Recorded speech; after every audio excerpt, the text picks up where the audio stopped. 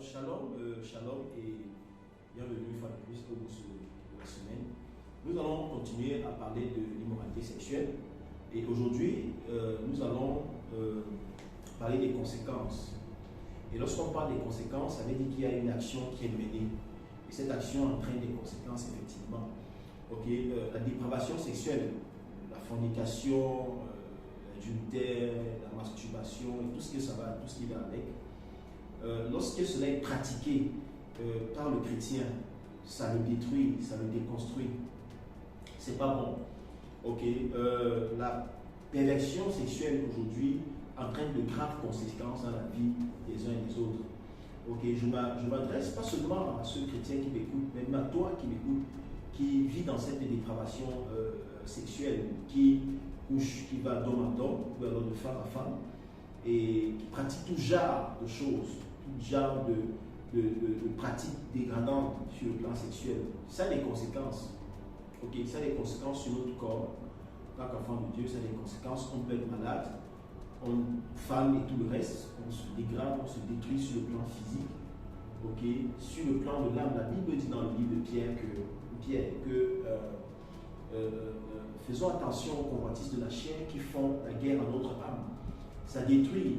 Lorsqu'on met une vie de dépravation sexuelle, au niveau de l'âme, on n'est pas en paix, on n'est pas tranquille, on est troublé, on a des émotions bouleversées parce que il va toujours des déceptions et tout le reste. On a des émotions bouleversées, on est dépourvu, on est complètement mis à dépourvu également.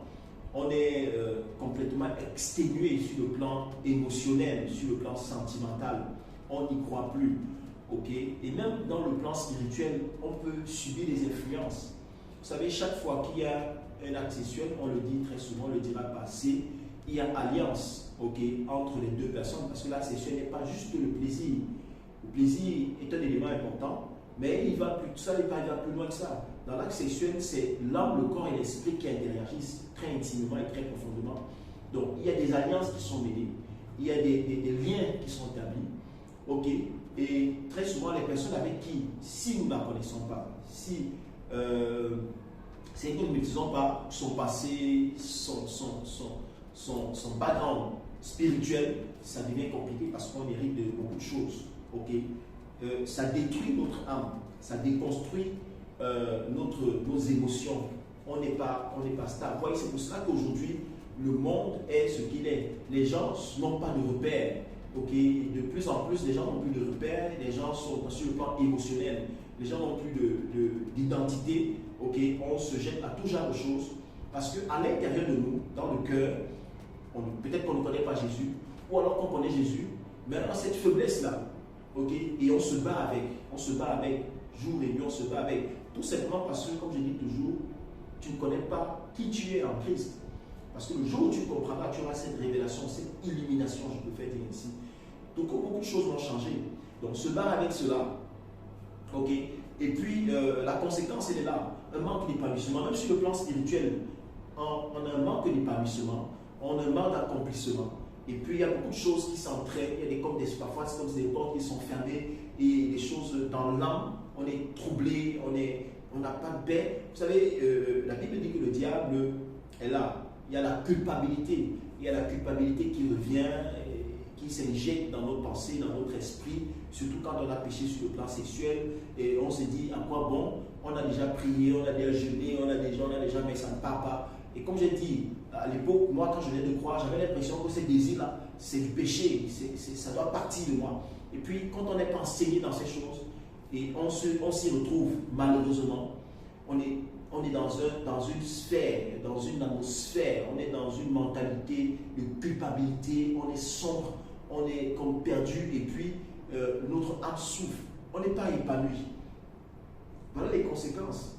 Et là, la Bible dit que le diable, lorsqu'il vient, c'est qu'il détruit. Et avec ça, il commence à détruire, il détruit.